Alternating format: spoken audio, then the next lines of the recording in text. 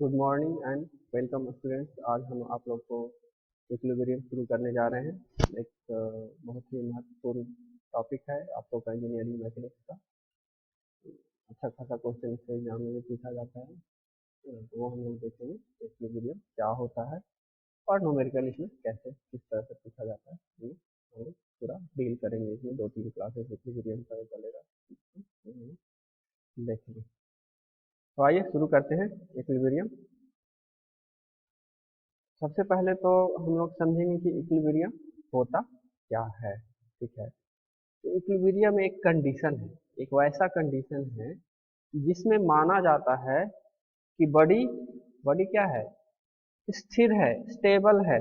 स्थिर नहीं, स्टेबल है, उस पर कोई चेंजेस नहीं आ रहा है। अगर वो बॉडी मोशन में है तो सेम मोशन में वो चलता जा रहा है, अगर रेस्ट में है तो वो रेस्ट में ही है, उसमें कोई चेंजेस नहीं हो रहा है। तो इक्विलिब्रियम एक प्रकार का एक ऐसा कंडीशन है, एक प्रकार का एक ऐसा कंडीशन है जिसमें ये माना जाता है, जिसमें ये माना जाता है कि जिस बॉडी को हम इक्विलिब्रियम में कंडीशन मान रहे हैं, जिस बॉडी को हम इक्विलिब्रियम में मान रहे हैं, उसमें कोई भी चेंजेस नहीं हो रहा है। अगर उसमें कोई चेंजेस नहीं हो रहा है, ना तो फोर्स का ना तो मोशन का, ठीक है, कोई भी चेंजेस नहीं हो रहा है, तो हम लोग मानेंगे कि बॉडी इक्विलिब्रियम में है। ठीक है, डिफिनीशन पे आते हैं, डिफिनीशन पे आते हैं इसका। पहले तो समझे कि इक्विलिब्रियम होता क्या है। तो इक्विलिब्रियम एक कंडीशन है जिसमें कि हम मान लेते हैं कि बॉडी में कोई चेंजेस नहीं हो रहा है।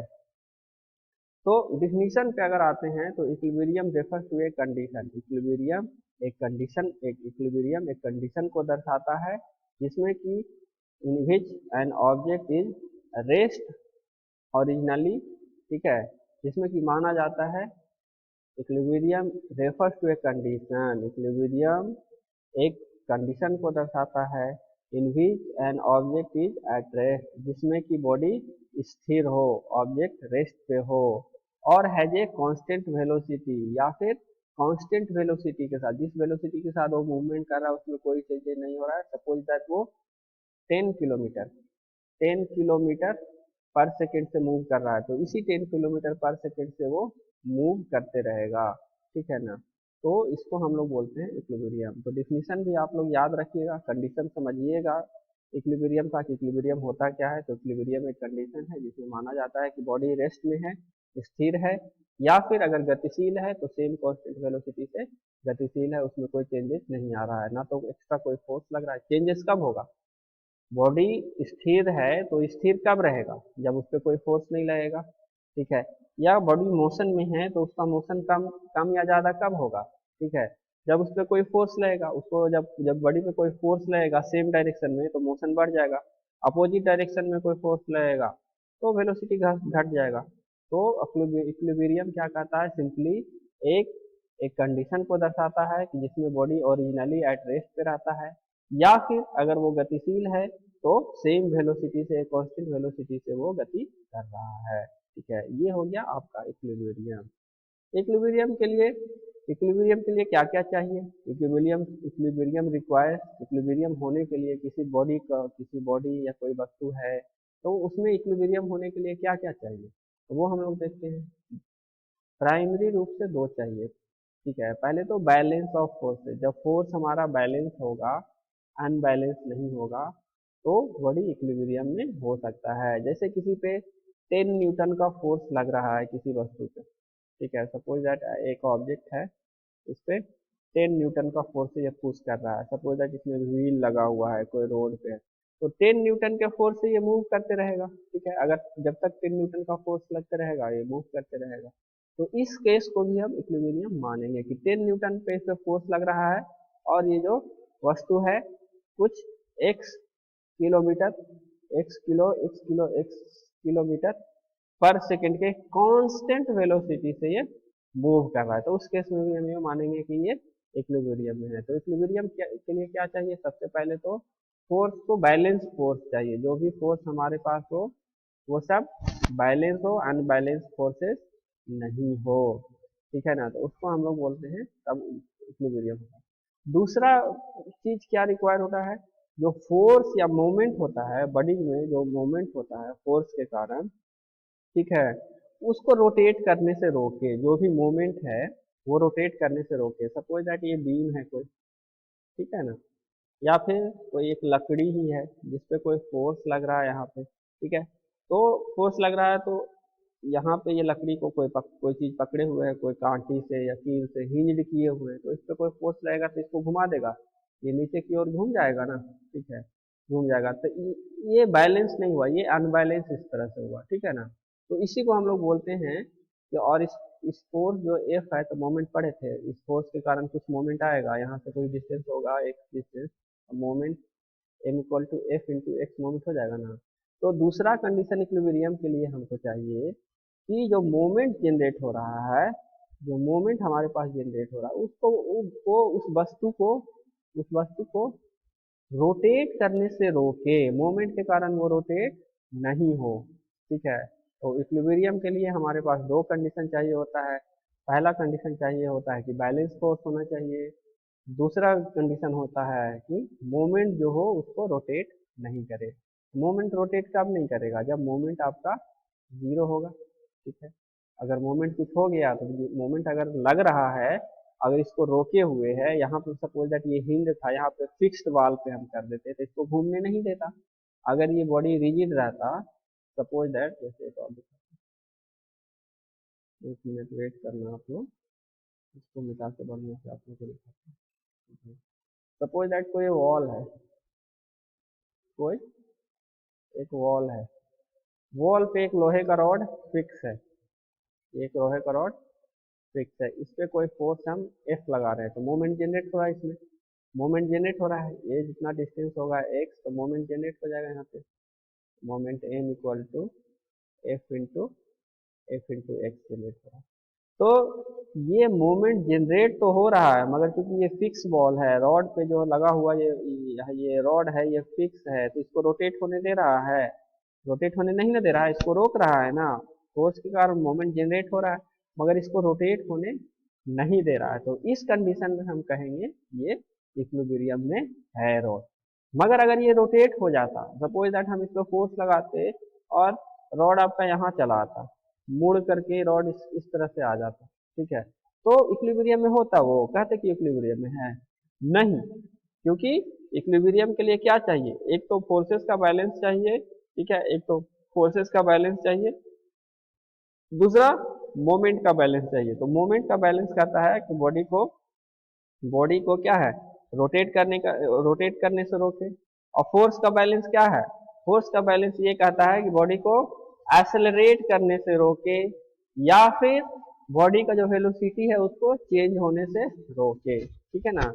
अगर 10 न्यूटन के फोर्स के कारण जितना वेलोसिटी हो रहा है, ठीक है, मान लिया हम 10 न्यूटन फोर्स लगा रहे हैं इस पे, किसी जो जैसा कि आपको एक लिखाए थे, पहिया बना के एक गाड़ी बना दिए, ठीक है, सपोज दैट साइकिल ही चला रहे हैं, ठीक है, तो इस पे 10 न्यूटन का फोर्स लगा रहे हैं, तो वैसा फोर्स जो इसके वेलोसिटी को मेंटेन रखे, अगर x किलोमीटर पर सेकेंड चल रहा है तो वो x किलोमीटर पर सेकेंड चले, 10 किलोमीटर पर सेकेंड के हिसाब से वो चल रहा है, 10 किलोमीटर पर सेकेंड के हिसाब चल रहा है, तो ये जितना भी फोर्स इस पे F लग रहा है, F इक्वल टू मान लिया 10 न्यूटन लग रहा है, तो इसके कारण ये वेलोसिटी 10 न्यूटन किलोमीटर 10 किलोमीटर पर सेकेंड ही हो, इसमें कोई चेंजेस नहीं हो, तब जाके बोलेंगे कि बॉडी इक्विलिब्रियम में है या फिर फोर्स हमारा बैलेंस है।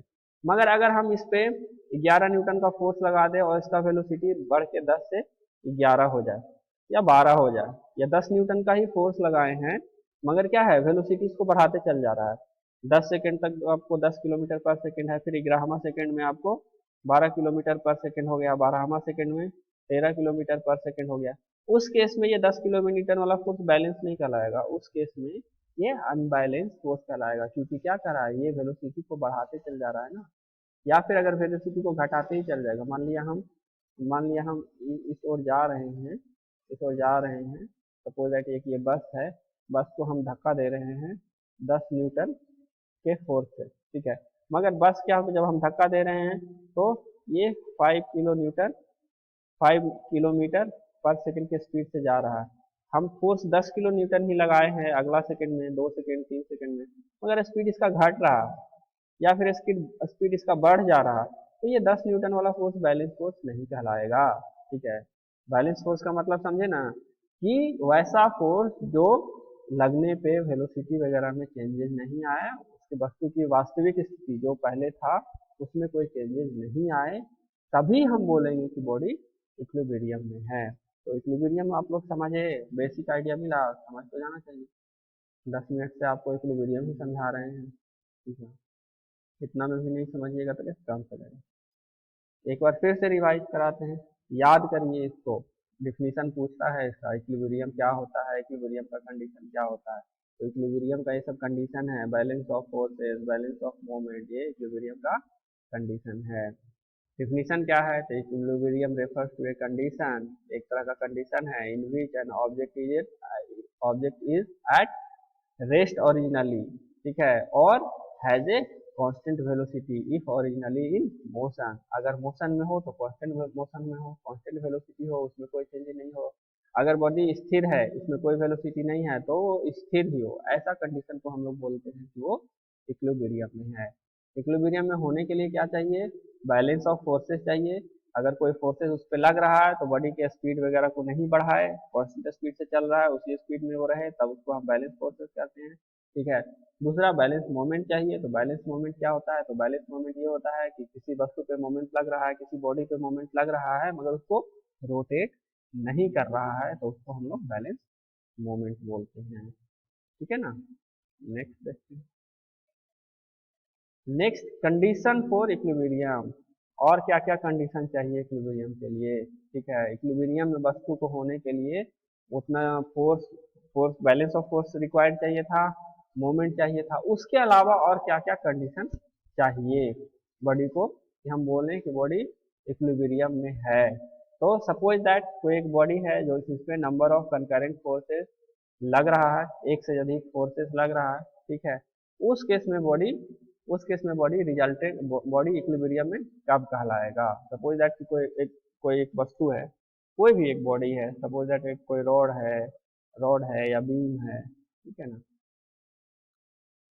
सपोज दैट कोई एक रॉड है, सपोज दैट ये फिक्स्ड बीम है, ठीक है, तो इस पे नंबर ऑफ फोर्सेस लग रहा है, नंबर ऑफ फोर्सेस लग रहा है, ठीक है, तो ये इक्विलिब्रियम में कब होगा, इक्विलिब्रियम में कब होगा, उसी का कंडीशन है, कंडीशन फॉर इक्विलिब्रियम। ठीक है, तो पहला कंडीशन बोलता है कि द बॉडी द बॉडी हाँ, पहला कंडीशन आपको कहता है कि द बॉडी में move in any one direction, वस्तु क्या है, किसी एक डायरेक्शन में ही मूव करे, ऐसा नहीं कि ये कभी स्ट्रेट लाइन में जा रहा है, कभी इधर जा रहा है, कभी इधर जा रहा है, कभी इधर जा रहा है, कभी इधर जा रहा है, इधर जा रहा है, इधर, तो ये इक्विलिब्रियम में कभी हो ही नहीं सकता, ये कंडीशन नहीं है इक्विलिब्रियम का। वस्तु अगर मूव करे तो एक ही डायरेक्शन में, अगर वो लेफ्ट साइड जा रहा है तो लेफ्ट साइड जाए, अगर वो राइट साइड जा रहा है तो राइट साइड जाए, किसी एक ही डायरेक्शन में मूव करे। दूसरा क्या है, इसके वेलोसिटी में भी कोई चेंजेस नहीं आना चाहिए, वेलोसिटी इसका कांस्टेंट होता है। और सेकंड कंडीशन क्या है, तो बॉडी में rotate about itself without moving, body अगर मूव कर रहा है, रोटेट कर रहा है, तो अपने ओरिजिन पॉइंट के थ्रू या सेंटर ऑफ ग्रेविटी के थ्रू रोटेट करे, किसी और पॉइंट के थ्रू रोटेट नहीं करे। जैसे कि लट्टू लट्टू सब लोग देखे होंगे, घिरनी सब देखे होंगे, ठीक है, सपोज दैट ये चक्री है कोई, ठीक है, तो ये अपने एक्सिस के अबाउट ही घूम करे, इसका एक्सिस क्या हो जाएगा, इसके मिड पॉइंट पे एक्सिस होगा, जो इस सर्किल का एक्सिस होगा उसके मिड पॉइंट पे, तो ये अगर अपने सर्किल पे चारों ओर घूमता है तो इसको भी हम लोग बोलेंगे कि इक्विलिब्रियम में है। मगर अगर ये लट्टू है और किसी इस पॉइंट के चारों ओर अगर घूमेगा, इस पॉइंट के चारों ओर घूमेगा अगर लट्टू, तो उसको हम इक्विलिब्रियम में नहीं बोलेंगे। जैसे पृथ्वी का अपने अक्ष पे घूमना इक्विलिब्रियम में है, जबकि पृथ्वी सूर्य के चारों ओर चक्कर लगाती है, वो इक्विलिब्रियम नहीं है। ठीक है, पृथ्वी जब अपने अक्ष पे, पृथ्वी अपने धुरी पे घूमती है ना, जो दिन दिन रात होता है, फिजिक्स पढ़े हैं, ये भी नहीं मालूम है। ठीक है, जब पृथ्वी अपने अक्ष पे चारों ओर घूमता है वो इक्विलिब्रियम है तभी स्टेबल है ना, नहीं तो हम लोग दूसरी जगह पहुंच जाते हैं ना, लुढ़क पुढ़क जाते हैं। ठीक है, तो पृथ्वी अपने अक्ष पे घूम रहा है तो वो इक्विलिब्रियम में कहलाता है। जैसे आप साइकिल चलाते हैं तो साइकिल का चक्का किसी एक सिंगल पॉइंट के थ्रू रोटेट करता है। देखे हैं, मोटरसाइकिल है तो मोटरसाइकिल जो एक्सिल पे कसा हुआ रहता है उसी के चारों ओर घूमता है, तो वो चक्का घूम रहा है तो वो इक्विलिब्रियम में है। मगर मोटरसाइकिल जब आगे बढ़ रहा है तब वो इक्विलिब्रियम में नहीं है। वो आगे बढ़ेगा तो इक्विलिब्रियम में कब होगा, जब मोटरसाइकिल का वेलोसिटी कांस्टेंट होगा, तभी वो इक्विलिब्रियम में होगा। अगर हम एक्सीलेटर दबाते हैं मोटरसाइकिल का और स्पीड उसका बढ़ जाता है तो वो इक्विलिब्रियम में नहीं कहलाएगा, क्योंकि हम एक्सीलेटर दबा रहे हैं, वेलोसिटी अभी 10 किलोमीटर पर सेकंड था, जैसे ही एक्सीलेटर दबाए वो 20-50 किलोमीटर पर सेकंड का बढ़ गया, तो उस केस में वो इक्विलिब्रियम में नहीं कहलाएगा, समझे। मगर जब उसके केवल और केवल उसके व्हील का बात करेंगे, मोटरसाइकिल का केवल चक्का का बात करेंगे, तो मोटरसाइकिल का चक्का तो रोटेट करता है किस पे, मोटरसाइकिल के चक्का माउंटेड होता है ना उसके एक्सिल पे। ठीक है, तो उस पे रोटेट कर रहा है, तो केवल मोटरसाइकिल का चक्का वो इक्विलिब्रियम में कह सकते हैं कि वो रोटेट कर रहा है, तो अपने एक्स पे रोटेट कर रहा है तो वो इक्विलिब्रियम में है। उसी तरह से तो 2 पॉइंट हमारा क्लियर हो गया कंडीशन ऑफ इक्विलिब्रियम का। तो पहला कंडीशन क्या था कि वस्तु मूव करे तो केवल और केवल वन डायरेक्शन में और कांस्टेंट वेलोसिटी के साथ। ठीक है, दूसरा अगर रोटेट कर रहा है तो केवल और केवल अपने एक्सिस पे, अपने रोटेट अबाउट इटसेल्फ, अपने किसी एक्सिस पे रोटेट करे तो उसको हम लोग बोलते हैं कि वो इक्विलिब्रियम में है। और क्या कंडीशन है, द बॉडी में move in any one direction and at the same time it में रोटेट अबाउट इटसेल्फ। ठीक है, बॉडी एक डायरेक्शन में मूव कर रहा है और अपने आप भी मूव कर रहा है, अपने एक्स के प्रति भी मूव कर रहा है, तब भी उसको हम लोग इक्विलिब्रियम में बोलेंगे। मगर इसमें आगे चल के एक कंडीशन और लग जाता है कि वेलोसिटी कांस्टेंट होना चाहिए, क्योंकि इक्विलिब्रियम का डेफिनेशन में है कि वेलोसिटी आपका जब भी रहे कांस्टेंट रहे तभी वो इक्विलिब्रियम में कहलाएगा। जैसे आप मोटरसाइकिल का ही उदाहरण आपको बता रहे थे कि मोटरसाइकिल का चक्का घूमता है तो एक ही डायरेक्शन में घूमता है, क्लॉकवाइज डायरेक्शन में घूम रहा है मोटरसाइकिल का चक्का एक डायरेक्शन में, तो वो इक्विलिब्रियम में है, अपने अपने अक्ष पे घूम रहा है तो इक्विलिब्रियम में है। मगर जैसे ही एक्सीलेटर दबाए इक्विलिब्रियम में मोटरसाइकिल आपका इक्विलिब्रियम में है, रहता है, चलाते हैं तो नहीं रहता है, रेयर केस में रहता है। आप कांस्टेंट वेलोसिटी मेंटेन कीजिएगा तभी ना। आप एक गियर एक पे चल रहे हैं और एक्सीलेटर नहीं दबा रहे हैं, जितना पे है उतने पे आप चला रहे हैं, तब वो कांस्टेंट में रहेगा। उस केस में आप कह सकते हैं कि वो इक्विलिब्रियम में है, इक्विलिब्रियम में है। वही बताता है, थर्ड पॉइंट आपको वही बताता है कि बॉडी क्या है, एक डायरेक्शन में मूव करे। क्या है, मोटरसाइकिल आपका सामने जा रहा है, रोड पे चलते जा रहा है, मगर क्या है, कांस्टेंट वेलोसिटी के साथ चलते जा रहा है। और मोटरसाइकिल का चक्का क्या है, अपने एक्सिस पे रोटेट कर रहा है, मोटरसाइकिल का चक्का इस ओर रोटेट करेगा तब आगे बढ़ेगा। ठीक है, इस ओर रोटेट करेगा तो एक ही धुरी पे वो घूम रहा है, अपने एक्सिस, अपने किसी एक्सिस के अबाउट चारों ओर घूम रहा है, तब वो इक्विलिब्रियम में है। अगर ये आगे भी बढ़ रहा है, क्योंकि मोटरसाइकिल का चक्का घूमेगा तो आगे बढ़ेगा ना, आगे घूम रहा है तो आगे भी बढ़े तो एक ही डायरेक्शन में आगे बढ़े, कोई 2-3 डायरेक्शन में नहीं, कभी आगे कभी पीछे कभी पीछे, इस तरह से ऐसे बढ़ेगा तो इक्विलिब्रियम में नहीं करेगा। आगे बढ़ रहा है, केवल और केवल आगे बढ़ रहा है, और उसमें मेन कंडीशन क्या अप्लाई आपका हो जाता है कि वेलोसिटी कांस्टेंट हो। ठीक है, तभी वो कहलाएगा कि वो इक्विलिब्रियम में है। तो 3 कंडीशन हमारा क्लियर हुआ। पहला कंडीशन क्या कि बॉडी एक डायरेक्शन में मूव करे। दूसरा कंडीशन क्या, अगर रोटेट कर रहा है बॉडी तो केवल अपने एक्सिस पे रोटेट करे। तीसरा कंडीशन क्या है कि एक डायरेक्शन में मूव करे, ये दोनों को मिला के बनाया, फर्स्ट और सेकंड कंडीशन को कंबाइन कर दिया, तो आपका तीसरा कंडीशन एक ही डायरेक्शन में मूव करे और अपने एक्सिस के साथ रोटेट करे, तभी वो इक्विलिब्रियम है। चौथा कंडीशन क्या है कि जब बॉडी कंप्लीटली रेस्ट में हो। ठीक है, कोई मूवमेंट नहीं है, बॉडी एकदम से स्थिर है, मोटरसाइकिल बंद हो गया आपका, स्टैंड पे लाके खड़ा कर दिए, इक्विलिब्रियम में। ठीक है, इसी को बोलते हैं कि बॉडी स्थिर है।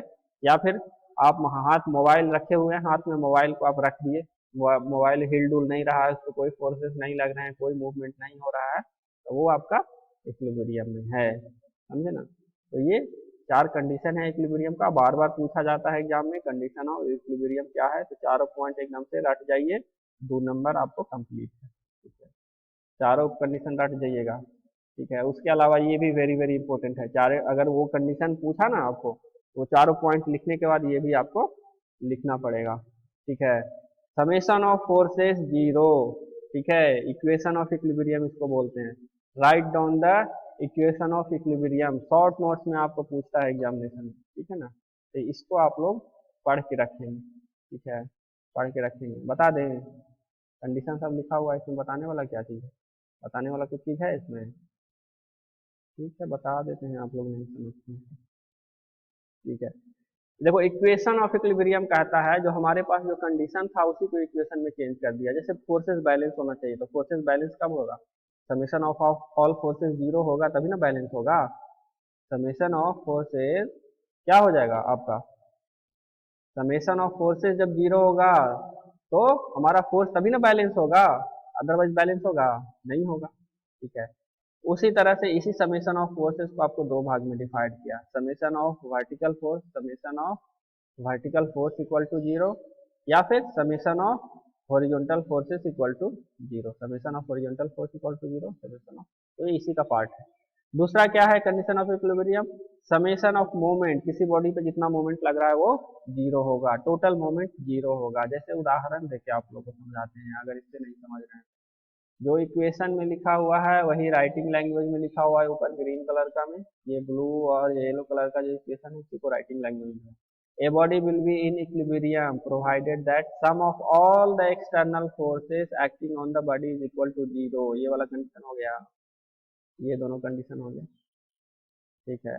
उसके बाद क्या उसके बाद क्या कराता है, and the sum of moments of all moments of external forces about a point is equal to zero, sum of moment is zero, ठीक है, यही आप लिखा हुआ। तो ये कंडीशन ऑफ इक्विलिब्रियम और equation of equilibrium very very important है, दोनों में से एक पूछता ही है बार बार एग्जामिनेशन में, इसलिए दोनों एकदम आंख मूंद करके आप लोग रट जाइएगा इसको, और केवल रटिएगा नहीं, लिखने का भी प्रैक्टिस करिएगा, समझे ना, क्योंकि एग्जाम में खाली दिमाग में रहने से काम नहीं चलेगा, और एग्जाम में कॉपी पे लिखना भी पड़ेगा, तो लिखने का प्रैक्टिस भी आप लोग को करना है। तो देखो समेशन ऑफ वर्टिकल फोर्सेस क्या है, इसको कैसे समझेंगे, या समेशन ऑफ फोर्सेस क्या है, सपोज दैट ये क्या माने, सपोज दैट ये की बीम है,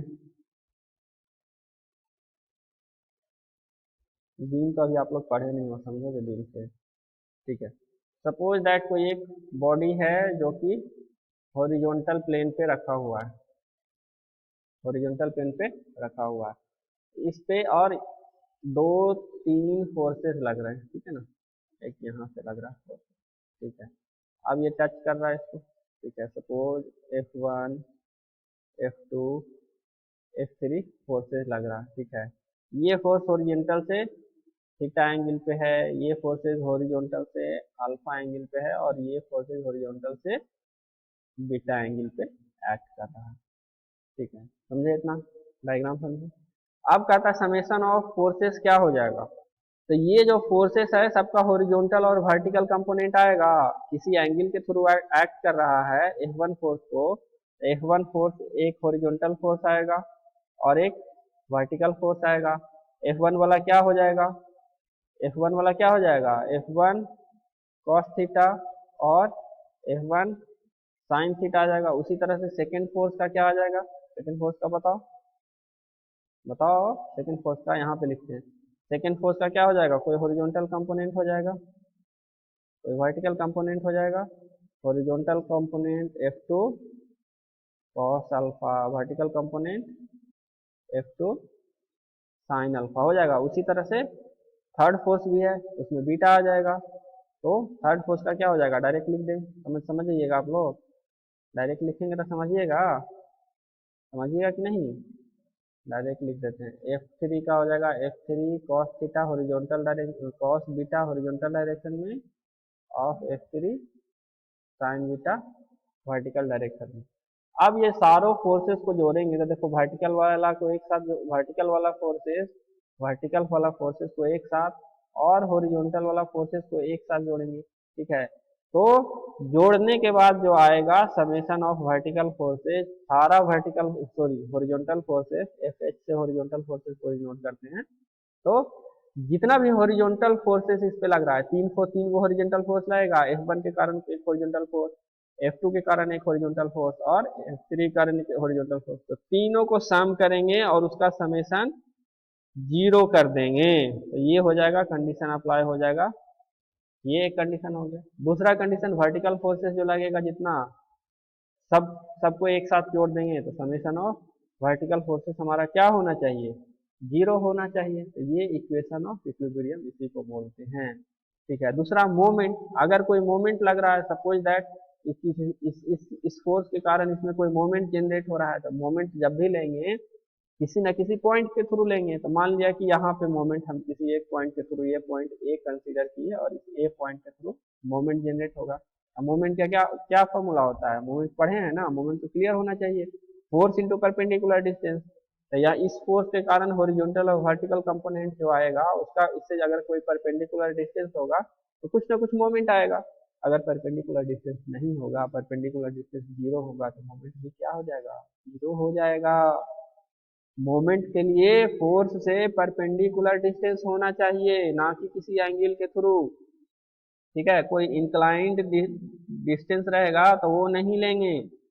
फोर्स से हमेशा हम लोग परपेंडिकुलर डिस्टेंस लेंगे। अगर फोर्स से परपेंडिकुलर डिस्टेंस हमको नहीं मिल रहा है तो उस फोर्स को कंपोनेंट में, हॉरिजॉन्टल और वर्टिकल कंपोनेंट में डिवाइड करेंगे, और उस हॉरिजॉन्टल कंपोनेंट से और वर्टिकल कंपोनेंट से परपेंडिकुलर डिस्टेंस लेंगे, तब जाके हमको मोमेंट निकलेगा। जो कि हम लोग वेरिगेंस थ्योरम में हम लोग प्रूफ किए थे कि कोई सिंगल फोर्स लग रहा था। वेरिगेंस थ्योरम में क्या प्रूफ किए थे कि कोई सिंगल फोर्स लग रहा है, इसके कारण मोमेंट, और इसका जो दो कंपोनेंट हुआ हॉरिजॉन्टल और वर्टिकल, इसके कारण मोमेंट इक्वल होता है। वेरिगेंस थ्योरम ये ना पढ़े थे आप लोग। ठीक है। तो वो हम लोग अप्लाई करेंगे। मान लिया कि हमको मोमेंट लेना है यहाँ पर से, इसी डायग्राम में देखिए, एक और बताते हैं आपको क्लियर करके, ये भी क्लियर कर देते हैं आपको। सब बताए हुए हैं आपको, खाली रिवीजन आपका चल रहा है। इसलिए इसमें नया आपके लिए क्या है, नया बस इक्विलिब्रियम का कंडीशन ही है ना, तीन वो ये जो आया, बाकी सब तो आप लोग पढ़े ही हैं, बाकी सब आप लोग नहीं पढ़े हैं। इक्विलिब्रियम में ये आपका नया क्या है, ये तीन को कंडीशन आया है इक्विलिब्रियम का। अब ये तीनों क्या चीज होता है, ये तो सब आप लोग पढ़े हुए हैं। समेशन ऑफ फोर्सेस क्या होता है, मोमेंट क्या होता है, समेशन ऑफ मोमेंट क्या होता है, ये तो सब आप लोग पढ़े हुए हैं। ठीक है। तो अगर मोमेंट जब भी हम लेंगे, क्या कहते हैं, मोमेंट के लिए डेफिनेशन ही मोमेंट का कहता था force into perpendicular distance, F into D लेते थे, जो आपको एक्सप्लेन किए थे उसमें। तो अगर मान लिया कि कोई फोर्सेस यहाँ पे लग रहा है, ठीक है, कोई फोर्सेस एफ यहाँ पे लग रहा है, ठीक है। अब हमको सपोज दैट कि ये बीम है, तो यहाँ पे हमको एक पॉइंट सिलेक्ट किए ए, ठीक है, यहाँ पे। अब एफ के कारण ए पे कितना मोमेंट होगा ये निकालना है। एफ फोर्स के कारण ए पे कितना मोमेंट होगा ये निकालना है। तो यहाँ से डायरेक्ट ये वाला डिस्टेंस ले लेंगे क्या, नहीं लेंगे, गलत हो जाएगा। यहाँ से परपेंडिकुलर डिस्टेंस हो रहा है, ये डिस्टेंस परपेंडिकुलर डिस्टेंस आपको लग रहा है। इस फोर्स पे जब हम परपेंडिकुलर डालेंगे, यहाँ से परपेंडिकुलर, इस पॉइंट से परपेंडिकुलर इस पे डालेंगे, 90 डिग्री का एंगल क्रिएट करेगा, तभी ना परपेंडिकुलर होगा, होगा कि नहीं। अब आप यहाँ से अगर आप लोग डिस्टेंस ये ले लीजिएगा, तो ये परपेंडिकुलर डिस्टेंस है, ये जो लाइन आप खींचे, ये लाइन खींचे, 90 डिग्री का एंगल इस पे बनाएगा, कभी नहीं बनाएगा। तो ये डिस्टेंस कभी नहीं लेंगे, तो हम लोग परपेंडिकुलर इस पे डालेंगे और ये वाला डिस्टेंस कैलकुलेट करेंगे, ये लेंगे। उससे भी नहीं हो रहा है तो वेरिगेंस थ्योरम में हम लोग जानते थे कि ये जो फोर्स का यहाँ पे कोई एंगल बनाएगा अल्फा, तो एंगल अल्फा बनाएगा तो इसका हॉरिजॉन्टल और वर्टिकल कंपोनेंट आएगा ना, इसका हॉरिजॉन्टल एगो वर्टिकल कंपोनेंट, और हॉरिजॉन्टल कंपोनेंट इसी लाइन में आ जाएगा। तो हॉरिजॉन्टल कंपोनेंट से परपेंडिकुलर डिस्टेंस ए का क्या हो जाएगा, जीरो हो जाएगा। मगर वर्टिकल कंपोनेंट से कुछ ना कुछ डिस्टेंस होगा तो इसको कंसीडर कर लेंगे। अगर दोनों से हॉरिजॉन्टल और वर्टिकल दोनों से परपेंडिकुलर डिस्टेंस होता तो दोनों को लेना पड़ता। ठीक है ना। तो इस तरह से हम लोग समेशन ऑफ मोमेंट निकालते हैं। ठीक है। तो समेशन ऑफ मोमेंट भी हम लोग को इक्विलिब्रियम में आते हैं, वापस अपने टॉपिक पे, इक्विलिब्रियम, इक्वेशन ऑफ इक्विलिब्रियम से। तो समेशन ऑफ मोमेंट भी हम लोग का जीरो होना चाहिए इक्विलिब्रियम में आने के लिए। तो जितना भी मोमेंट क्रिएट होगा फोर्सेस के कारण वो लिख लेंगे और उसको जीरो कर देंगे, तो वो मोमेंट हमारा क्या हो जाएगा, कंडीशन ऑफ इक्विलिब्रियम सेटिस्फाई हो जाएगा। अगर जीरो नहीं होगा मोमेंट तो कंडीशन ऑफ इक्विलिब्रियम सेटिस्फाइड नहीं होगा, हम नहीं कह सकते हैं कि बॉडी वो इक्विलिब्रियम में है। अगर summation of force all forces zero नहीं होता है, summation of all moment zero नहीं होता है किसी कंडीशन के लिए, तो उस केस में बॉडी इक्विलिब्रियम में नहीं होगा। ठीक है, तो गांठ बांध करके ये तीनों जो इक्वेशन है आप लोग याद कर लीजिएगा और याद रखिएगा कि ये इक्वेशन ऑफ इक्विलिब्रियम होता है। इक्वेशन ऑफ इक्विलिब्रियम जैसे ही नाम याद आए, ये और ये आपको याद रहना चाहिए, तीनों चीज। Summation of forces equal to zero, जिसमें समेशन ऑफ हॉरिजॉन्टल फोर्स और वर्टिकल फोर्स और summation of moment equal to zero होता है। तो आज आप लोग का वीडियो हम यहीं पे समाप्त करेंगे, क्योंकि आधे घंटे का हो गया है। आप लोग 10 मिनट तो देखते नहीं हैं, बहुत कंप्लेन आ रहा है आप लोग का। वीडियो अपलोड होता है यूट्यूब पे, आप लोग देखते नहीं, तो उसके बाद एग्जाम में फेल होइएगा तो कहिए सर पढ़ाए नहीं, आप नहीं पढ़ाते हैं। पढ़ा तो रहे ना आप लोग को। अभी देखिए थर्ड सेमेस्टर का आप लोग का रिजल्ट आया है, आप लोग के सीनियर का वैसे ही करता था। पढ़ा रहे हैं, सब सोया हुआ है, पढ़ा रहे हैं, समझ नहीं रहा है, असाइनमेंट भेज रहे हैं देने के लिए, अब वापस दे नहीं रहा है लेकर के। तो देखिए, पता कीजिए, सबका रिजल्ट रो रहा है बैठ के अभी सब। मगर जरा सा भी ध्यान दीजिएगा, वीडियो देखते रहिएगा, समझने का कोशिश कीजिएगा, नोट्स वगैरह बनाते चलिएगा, आराम से आप लोग को 80-90% तो हंसते खेलते आ जाएगा। मगर वैसे ही सोए रखिएगा, हम इधर से अपलोड करते जाएंगे, आप लोग नोट्स नहीं बनाइएगा, वीडियो नहीं बनाइएगा, रिवीजन नहीं कीजिएगा। सबसे जरूरी तो रिवीजन होता है। आदमी क्या है, एग्जाम आपका कब होगा, 1 महीना 2 महीना के बाद एग्जाम होगा, या जब से सेमेस्टर जब शुरू होता है, तो सेमेस्टर शुरू होने के 1.5 महीना 2 महीना 3 महीने, 3 महीना के पहले तो एग्जाम नहीं होता है, कोई भी सेमेस्टर शुरू होता है तो मालूम चलता है कि फर्स्ट यूनिट सेकेंड यूनिट पढ़ाए हैं, वो सब भूल गए हैं आप लोग। फिफ्थ यूनिट खत्म कर रहे हैं, या पहला यूनिट से क्वेश्चन कर रहे हैं तो जवाब भी नहीं आ रहा है। ऐसे पास नहीं ना होइएगा, बीच बीच में रिवीजन भी करना होता है ना, तो वो सब करते रहिएगा। अब तो अब इतना सुविधा आप लोग को हो गया कि यूट्यूब वगैरह पे वीडियो मिलता है, नोट्स हम प्रोवाइड करा ही देते हैं, जो पढ़ा रहे हैं इसका पीपीटी का पीडीएफ बना के आप लोग को भेजते हैं। संभव होता है कभी कभी टाइम रहता है तो हैंड रिटेन नोट्स भी भेजते हैं। ठीक है ना, तो आप लोग भी अपने तरीके से मेहनत करिए, कोई दिक्कत नहीं होगा, आराम से पास करिएगा। मगर अब नहीं मेहनत करिएगा, सोचिएगा कि सुतल सुतल पास कर जाए, तो फिर वही थर्ड ईयर वाला स्टूडेंट और सेकेंड ईयर वाला जैसे स्टूडेंट है वैसा ही हाल आप लोग का भी हो जाएगा। तो आराम से पढ़िए, वीडियो देखिए, नहीं समझ में आता है तो एक बार में नहीं समझ में आता है दोबारा देखिए, 2 बार में नहीं समझ में आता है तीसरा बार देखिए, तीनों बार में नहीं समझ में आएगा तो हमको कॉल कीजिए, मैसेज कीजिए, बताएंगे। नहीं कैसे समझ में आएगा, हम तो कोशिश करते हैं कि पहले बार में ही आप लोग को समझ में आए, इसीलिए तो एक एक टॉपिक पे हम आधा आधा घंटा देते हैं। छोटा छोटा टॉपिक रहता है उस पर हम आधा आधा घंटा आप लोग का ले लेते हैं, कि आप लोग को क्वेश्चन करने का मौका ही नहीं है, आप लोग खुद से समझ जाओ। चलो देखो वीडियो, फिर अगला लेक्चर में इस पे आगे हम लोग शुरू करेंगे।